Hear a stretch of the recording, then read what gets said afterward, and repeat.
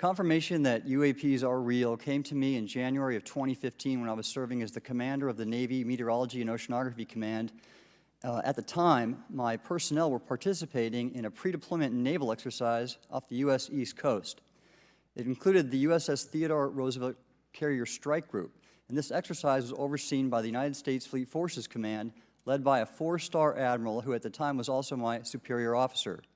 During this exercise, I received an email on Navy's secure network from the operations officer of U.S. Fleet Forces Command. The email was addressed to all the subordinate commanders, and the subject line read in all capital letters, "Urgent Safety of Flight Issue." The text of the email was brief but alarming, with words to the effect, "If any of you know what these are, tell me ASAP. We are having multiple near mid-air collisions, and if we do not resolve this soon, we are going to have to shut down the exercise." Attached to the email is what is now known as the Go Fast video, captured on the forward-looking infrared sensor of one of the Navy F-A-18 aircraft participating in the exercise. The now declassified video showed an unidentified object exhibiting flight and structural characteristics unlike anything in our arsenal. The implication of the email was clear. The author was asking whether any of the recipients were aware of classified technology demonstrations that could explain these objects. Because the DoD policy is to rigorously deconflict such demonstrations with live exercises, I was confident this was not the case. The very next day, that email disappeared from my account and those of the other recipients without explanation. Moreover, the commander of Fleet Forces Command and the operations officer never discussed the subject. I believe that America's greatness depends on 3 elements. A watchful Congress, B, a responsive executive branch, and C, an informed public.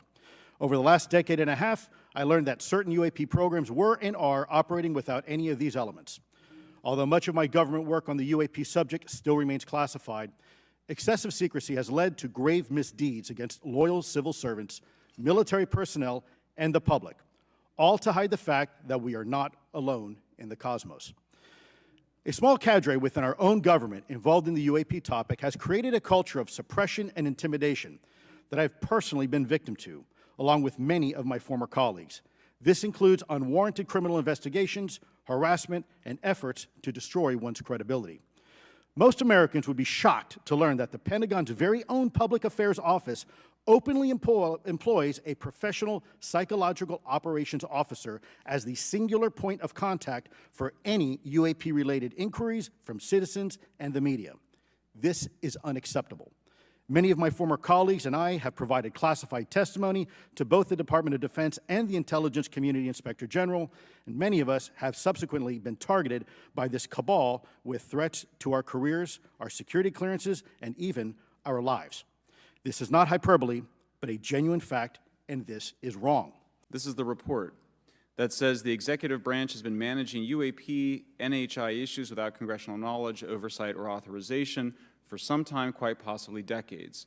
Furthermore, these individuals have revealed the name of an active and highly secretive DoD Unacknowledged Special Access Program, or USAP.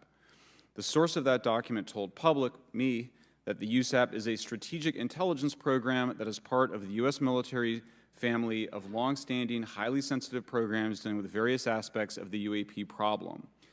The new UAP whistleblower claims that the U.S. military and IC database includes videos and images taken using infrared, forward-looking infrared, full-motion video, and still photography. The report that was just shared with Congress says Immaculate Constellation serves as a central or parent USAP that consolidates observations of UAPs by both tasked and untasked collection platforms. Immaculate Constellation includes high-quality imagery intelligence and measurement and signature intelligence of UAPs, the whistleblower's report adds. The sources of this intelligence are a blend of directed and incidental collection capabilities, positioned in low Earth orbit, the upper atmosphere, as well as military and civilian aviation altitudes and maritime environments. The report to Congress details in detail various UAPs, including spheres, orbs, disks, saucers, ovals, triangles, boomerang, arrowhead, and irregular organic. The report describes various incidents found in the human intelligence databases. I am here today to speak out for science. Science requires data, which should be collected without bias or prejudice.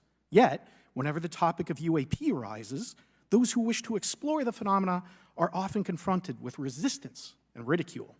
For example, members of the NASA UAP Independent Study Team, particularly those in academia, were mocked and even threatened for simply having the temerity to engage in the study of UAP.